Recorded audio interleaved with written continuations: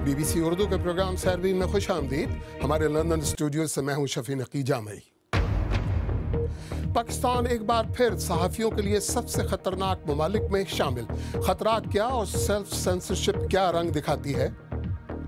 जब आप अपनी सर्वाइवल की जंग लड़ते हैं तो फिर आप दूसरों की जंग नहीं लड़ सकते। फिर आप ह्यूमन राइट्स वायलेशंस पर बात नहीं कर सकते। स्टार वॉर सिलसिले की ताज़ा तरीन फिल्म सीक्वल में 10 बरस के वक्फे के बाद एक बार फिर सिनेमा घरों की जीनत बनने को है। और हफ्तेवार टेक्नोलॉजी बुलेटिन क्लिक में देखिएगा नासा की खुसूसी गाड़ी जो आगे और पीछे ही नहीं बल्कि दाएं बाएं भी चलती है। एक साल पहले मारूफ सहाफ़ी हामिद मीर एक कातिलाना हमले में शदीद जख्मी हुए। उन्होंने इस हमले का इल्ज़ाम मुल्क की इंटेलिजेंस एजेंसी ISI पर आयद किया था, जिसने इल्ज़ाम को कतन मुस्तरद किया। अब HRCP और रिपोर्टर्स विदाउट बॉर्डर्स की रिपोर्ट के मुताबिक वर्ल्ड प्रेस फ्रीडम इंडेक्स में 180 ममालिक में इस वक्त पाकिस्तान 159वें नंबर पर है। लेकिन सहाफ़ियों को दरपेश खतरात के लिहाज से शाम, इराक, यूक्रेन, इसराइल और सोमालिया के बाद पाकिस्तान छठा सबसे खतरनाक मुल्क है। पाकिस्तान में से सन 2014 के दौरान 14 सहाफ़ी और मीडिया वर्कर्स हलाक हुए। गुज़िश्ता एक साल के दौरान मीडिया और सहाफ़ियों के लिए पाकिस्तान के हालात किस तरह बदले हैं, मुलाहिज़ा फरमाएं इरम अब्बासी की रिपोर्ट। ये क्वेटा के एक सहाफ़ी हैं जिनकी सहाफ़त को इस कमरे तक महदूद कर दिया गया है। पेशे की वजह से ना सिर्फ ये धमकियों के साए में घिरे रहते हैं बल्कि इन्हें अपने भाई की कुर्बानी भी देनी पड़ी। इसीलिए इनका चेहरा और नाम जाहिर नहीं किया जा रहा। मुझे धमकी दी गई, फिर मुझे अगवा किया गया। मैं उनके चुंगल से 55-56 दिन के बाद फरार हुआ। मैंने अदालत का दरवाज़ा खटखटाया तो उसके बाद मज़ीद वो मेरे पीछे पड़े और मुझे जो है वो धमकियाँ दी गई कत्ल करने की। उसके बाद मैं तो चलो इलाका छोड़ के चला गया और उसके बाद मेरे फिर भाई को, छोटा जो भाई था उसको शहीद करके उसकी लाश दी गई। अब ज़ाहिर है मैं अपने ख़ानदान की ज़िंदगी बचाने के लिए दरपदर हूँ। यहाँ सहाफ़ियों पर हमलों में इजाफा हुआ है, इसीलिए आज भी पाकिस्तान सहाफ़ियों के लिए दुनिया के ख़तरनाक मुल्कों की ह्यूमन राइट्स कमीशन की फहरिस्त में शामिल है। कमीशन के मुताबिक गैर रियासती अनासर ही नहीं बल्कि बाज़ रियासती हल्के भी मुश्किलात पैदा कर रहे हैं। गुज़िश्ता बरस 19 अप्रैल को कराची में पाकिस्तान के बाअसर और मारूफ सहाफ़ी हामिद मीर पर हमले को 1 साल मुकम्मल होने को है और माहिरीन के बकौल इस दौरान सहाफ़ती आज़ादी मज़ीद महदूद हुई है। ये सब होने के बावजूद अब जो थोड़ी सी स्पेस मिलती है तो उसको भी रोकने की कोशिश की जा रही है। उसमें सरकार भी शामिल है, उसमें नॉन स्टेट एक्टर्स भी शामिल हैं। 13 से ज़्यादा कवानीन ऐसे हैं जो ऑलरेडी मीडिया की इसकी आज़ादी को, राइट टू एक्सप्रेशन जो है या राइट टू नो, उसको कर्टेल कर रहे हैं, उसको रोक रहे हैं। माहिरीन कहते हैं कि इन हालात ने मीडिया को सेल्फ सेंसरशिप की तरफ धकेल दिया है, जिसकी एक मिसाल ये है कि पाकिस्तानी मीडिया में बलूचिस्तान के लापता अफराद या सिक्योरिटी एजेंसीज के बेजा इख्तियारात के खिलाफ उठने वाली आवाज़ें दबती जा रही हैं। आइए इसी हवाले से सोशल मीडिया पर नज़र डालें। कैसर ओंझा बलूचिस्तान से कहते हैं कि मेरे ख्याल में पाकिस्तानी मीडिया हुक्मरानों का पोस्टमार्टम कर सकता है जबकि दूसरे इदारों के नाम लेने तक की जुर्रत नहीं कर सकता। मीडिया को जब भी आज़ादी मिली तो रेटिंग्स के चक्कर में वह सहाफ़ती इक़दार का ख्याल नहीं रखता। सोशल मीडिया पर तफसीली नज़र ज़रा देर बाद। मेरे साथ इस वक्त इस्लामाबाद स्टूडियो से बराह रास्त मौजूद हैं इरम अब्बासी। इरम अब्बासी, हामिद मीर पर हमले को 1 साल हो गया है। इस वाक़े से पाकिस्तान के सहाफ़ियों के हालात कार किस तरह से बदले हैं, क्या फ़र्क पड़ा? जी शफी, मुबस्सरीन का ये ख्याल है कि इस हमले के बाद से सहाफ़ियों के लिए हालात मज़ीद बदतर हुए हैं। और जब मेरी हामिद मीर सीनियर सहाफ़ी से मुलाकात हुई तो उनके चेहरे पे बेबसी आया थी और वो कह रहे थे कि वो ज़्यादा देर तक पाबंदियाँ बर्दाश्त नहीं करेंगे। इंटरव्यू जब मैंने उनसे किया, सबसे पहले मैंने उनसे यही पूछा कि क्या वो खुद को महफूज महसूस करते हैं। आइए देखते हैं उन्होंने क्या कहा। पिछले 1 साल में जो धमकियां हैं और जो थ्रेटनिंग मैसेजेस हैं उनका सिलसिला जारी है और फिर जो प्रेशर्स हैं वो भी कोई कम नहीं हुए। तो कमीशन की कार्रवाई हुई, वहाँ से क्या सामने आया? कुछ दिन पहले वज़ीर आज़म साहब जो हैं उनसे मेरी मुलाकात हुई, तो उन्होंने मुझसे पूछा आपके कमीशन का क्या बना। हालांकि कमीशन तो उन्होंने बनाया था। हामिद, जितना प्रेशर आपके ऊपर है, क्या आप समझते हैं कि ये मुमकिन भी है कि आप ज़्यादा अरसा पाकिस्तान में रह सकें? जितनी मैंने कोशिश की है कि मैं पाकिस्तान ना छोड़ूं, उतनी ही कोशिश की जा रही है कि मैं पाकिस्तान छोड़ दूं। तो अभी मैंने जो है, अभी तक तो मैं कोशिश कर रहा हूं कि ना छोड़ूं, लेकिन हो सकता है कि अगर प्रेशर्स कम ना हुए तो फिर कुछ अरसे के लिए मुझे पाकिस्तान से बाहर जाना पड़े, क्योंकि मेरे बहुत से करीबी दोस्त, मेरी फैमिली, उनका ये कहना है कि इसका फ़ायदा कोई नहीं है कि आप यहीं पे रहें और दोबारा आपको कोई मार दे और वो इल्ज़ाम लगा दें कि जी आप दहशतगर्दी का निशाना बन गए। अगर हम सिर्फ आपके हमले के बाद का तयन करें तो आप क्या समझते हैं कि पाकिस्तानी मीडिया आज कितना आज़ाद है? तो वर्किंग जर्नलिस्ट थे वो मेरे साथ खड़े थे, सिविल सोसाइटी मेरे साथ खड़ी थी, तमाम बड़ी पॉलिटिकल पार्टीज़ मेरे साथ खड़ी थी, प्रोविंशियल असम्बलीज़ जो हैं वो मेरे हक़ में रेजोल्यूशंस मंजूर कर रही थी। लेकिन कुछ लोग थे मीडिया में जिन्होंने मेरे पे बड़े इल्ज़ामात लगाए, आज तक उन इल्ज़ामात का वो सबूत पेश नहीं कर सके। पाकिस्तान का जो मीडिया है, पाकिस्तान के मीडिया की क्रेडिबिलिटी बहुत ख़राब हुई है। सिर्फ मेरे पर अटैक की वजह से ख़राब नहीं हुई, बल्कि उसके बाद आप देखेंगे जिस तरीके से ओपनली लाइव टॉक शोज़ में कहा जा रहा था कि बस अभी थोड़ी देर में वज़ीर आज़म इस्तीफ़ा दे देंगे, अभी थोड़ी देर में ये सिस्टम ख़त्म हो जाएगा, अभी थोड़ी देर में टेक ओवर हो जाएगा, कुछ भी नहीं हुआ। मुझे ये कहने में कोई शर्म नहीं है कि पाकिस्तान का मीडिया इस वक्त आज़ाद नहीं है, और इस वक्त पाकिस्तान में एक अनअनाउंस्ड सेंसरशिप चल रही है। हामिद, आपको 6 गोलियां लगी हैं, आपकी अपनी सहाफ़त पर इस हमले के बाद क्या असर पड़ा है? मेरी सहाफ़त पे बहुत असर पड़ा है, क्योंकि मेरा जो इदारा था वो अंडर प्रेशर था, वो सर्वाइवल की जंग लड़ रहा था।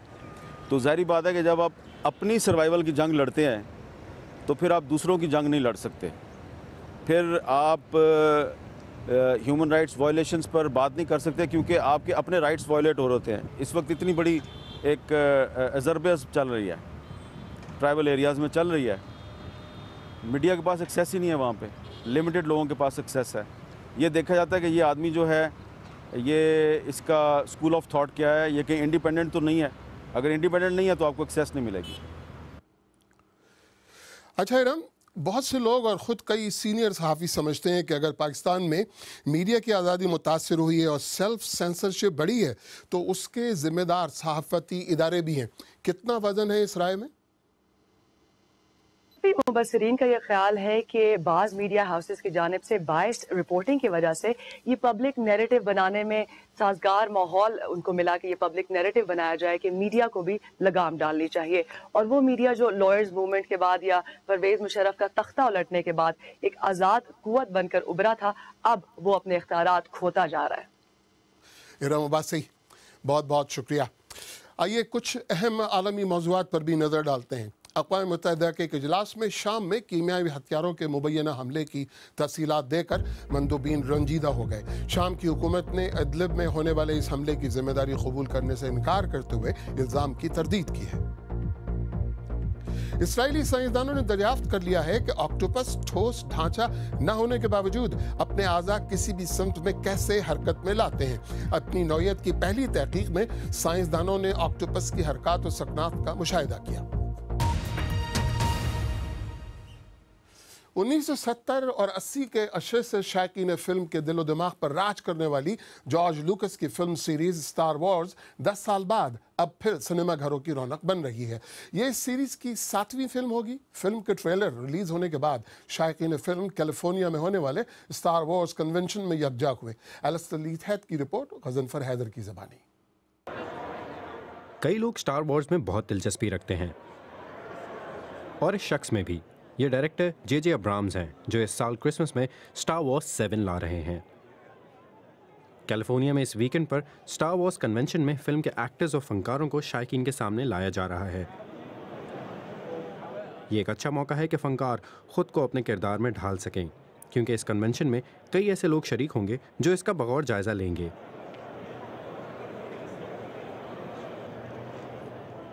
ये गुज़िश्ता फिल्मों में चुबैका नामी किरदार की काफ़ी हद तक सही अक्कासी करते हैं, लेकिन इस नौजवान को 3CPO के किरदार के लिए अभी काम की ज़रूरत है। शायद ये नई फिल्म शायकीन की कुछ मदद करे, जिसका नया ट्रेलर दिखाया जा चुका है।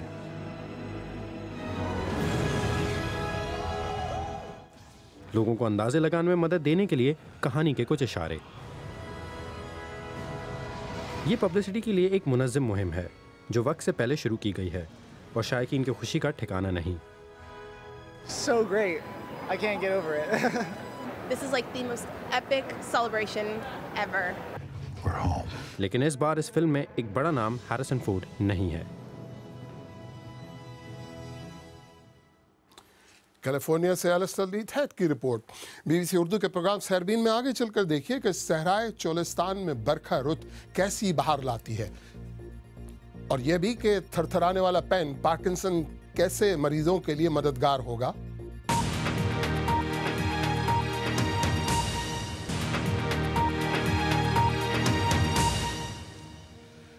बीबीसी उर्दू के प्रोग्राम सहरबीन में एक बार फिर खुशामदीद। इस बार की बहार ने पाकिस्तान के मशरकी सहराई इलाके चोलिस्तान की खुश्क साली पनपने न दी। झाड़ियों और पानी की नायाबी के बाइस मुकामी बाशिंदे अपने माल मवेशी समेत कई बरसों से नकल मकानी पर मजबूर थे, लेकिन इस बहार में बादल ऐसे टूट के बरसे कि तालाब पानी से भरे और झाड़ियाँ फूलों से लद गईं। चोलिस्तानी खुश कि उन्हें मौसम गर्मा गुजारने अपना घर और सहरा नहीं छोड़ना पड़ेगा। चोलिस्तान से ज़हीरुद्दीन बाबर की रिपोर्ट।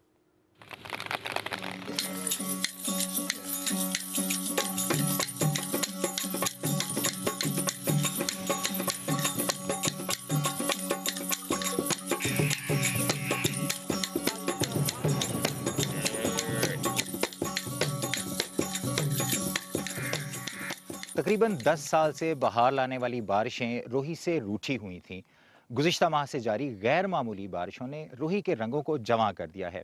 कभी घटा छाती है तो कहीं पानी जमा होने के मनाजिर नजर आते हैं। इसके अलावा यहाँ की ज़िंदगी को रवां रखने वाली झाड़ी, जिसे फोग कहा जाता है, वो अब खुश्क रहने की बजाय हरी होती जा रही है। बारिश ना हो तो रोही यानी चोलिस्तान के बासी चारे और पानी की तलाश में दरबदर होने लगते हैं। आबादियों का रुख करते हैं क्योंकि सहरा की खुश्क साली में जिंदगी दम तोड़ने लगती है। हमारी वो हालत होती है कि जैसे किसी तालाब में पानी सूख जाए, जीती मछलियां मरने लगें। हम रोहेले वैसे ही मरने लगते हैं, हमारे मवेशी मरने लगते हैं। झाड़ी, मट्टी, हैवान, इंसान, हर कोई इस बारिश के लिए तरस रहा था। अब फोग की कलियों को लोग पकाकर खाएंगे, सब्ज पत्ते मवेशियों को सेहतमंद बनाएंगे। तालाबों में इतना पानी है कि यहाँ के बासियों को आने वाली शदीद गर्मी में भी सहरा छोड़ने की जरूरत नहीं। हम खुश हैं, मवेशी घास खा रहे हैं। बाहर जाकर हमारे मवेशी सेहतमंद नहीं रहते, यही सेहतमंद होते हैं। 7 नस्लें गुजार चुके हैं हम यहाँ। दुआ मांगते रहते हैं कि बारिश हो जाए तो रोही बस जाए। इंतहाई सादा जिंदगी गुजारने वाले चोलिस्तानियों का जीना मरना इनके मवेशियों के रेवड़ के लिए होता है। इन्हीं को चराने संभालने में नस्लें गुजर जाती हैं। ये रेवड़ अपने मस्कन में ही पलते बढ़ते रहें तो चोलिस्तानी अमीर होते जाते हैं। ज़हीरुद्दीन बाबर, BBC न्यूज़, किला दरावड़, चोलिस्तान। आइए अब देखते हैं कि हमारी वेबसाइट bbcurdu.com पर कौन सी खबरें दिलचस्पी से पढ़ी जा रही हैं। बांग्लादेश का पाकिस्तान के साथ वनडे मैच में रिकॉर्ड स्कोर और पाकिस्तान को जीत के लिए 330 रन का हदफ सबसे ज़्यादा पढ़ी जा रही है। इसके अलावा सऊदी अरब की तरफ से इंडोनेशिया की एक और घरेलू खादमा को फांसी देने की खबर भी बेहद पढ़ी जा रही है। नासा ने एक खुसूसी रोबोटिक गाड़ी बनाई है। गो के गाड़ी का इस्तेमाल तो ज़मीन पर भी खूब हो सकता है, लेकिन तवक्को है कि इस गाड़ी का निज़ाम खलाई गाड़ियों और मुमकिन तौर पर मरीख पर भेजी जाने वाली गाड़ियों में भी इस्तेमाल हो सकता है। और हाँ, अगर आप ड्रोन के ज़रिए चिंपैंजीज़ की वीडियो बनाने के बारे में सोच रहे हैं तो प्लीज़ पहले आज का क्लिप देख लें। पेश कर रही हैं एमन ख्वाजा। यूरोपीय यूनियन की जानिब से गूगल पर सेहतमंद मुसाबिकत के मुनाफी रवैये का इल्जाम इस हफ्ते टेक्नोलॉजी की सबसे बड़ी खबर रही। गूगल को 10 हफ्ते में अपना जवाब दाखिल करना है, लेकिन इदारे ने इल्जाम रद्द करते हुए कहा है कि वो अपना दिफा करेंगे। चिंपैंजियों को ड्रोन से अपनी निगरानी जरा नहीं भाती। कम से कम हॉलैंड के चिड़ियाघर के इस चिंपैंजी का तो मामला यही है। 23 बरस के तोशी ने अपने पिंजरे में अक्स बंदी करते ड्रोन कैमरे को निशाना भी बनाया। चिड़ियाघर तबाह होने वाले ड्रोन की कीमत के $2000 बर्दाश्त कर रहा है। बरतानिया में इंपीरियल कॉलेज और रॉयल कॉलेज ऑफ आर्ट्स के तालिबे इल्मों ने मुश्तरका तौर पर थर थराने वाला एक ऐसा कलम बनाया है जो राशे या पार्किंसंस के मरीजों के लिए मददगार हो सकता है। इस पेन से माइक्रोग्राफिया के मर्ज के खिलाफ मदद मिल सकती है, जिसके मरीज बहुत छोटा छोटा और मिला हुआ लिखते हैं। पेन की तैयारी का मकसद ऐसे मरीजों के लिए फॉर्म भरना आसान बनाना है। आइए अमरीकी खलाबाज टेरी वर्ड्स के जाती गोप्रो कैमरे से खला और जमीन की ये गैर मामूली तस्वीर देखते हैं। इन्होंने ये तस्वीर बैनुल अक़वामी स्टेशन से बाहर खलाई चहलकदमी के दौरान बनाई थी। और नासा के हवाले से खुसूसी तौर पर खला के लिए बनाई गई इस रोबोटिक गाड़ी की खबर भी देखें। उम्मीद ये है कि एक रोज इस गाड़ी में इस्तेमाल होने वाला निजाम खलाई गाड़ियों और मुमकिना तौर पर मरीख भेजी जाने वाली गाड़ियों में इस्तेमाल हो सकेगा। इसकी ज्यादा से ज्यादा रफ्तार 60 किलोमीटर फी घंटा होगी, लेकिन शायद इसकी सबसे जबरदस्त बात वो निजाम है जिसके तहत गाड़ी को आगे और पीछे के साथ साथ दाएं और बाएं भी चलाया जा सकता है। गाड़ियों की पार्किंग के लिए तो ये जबरदस्त बात होगी।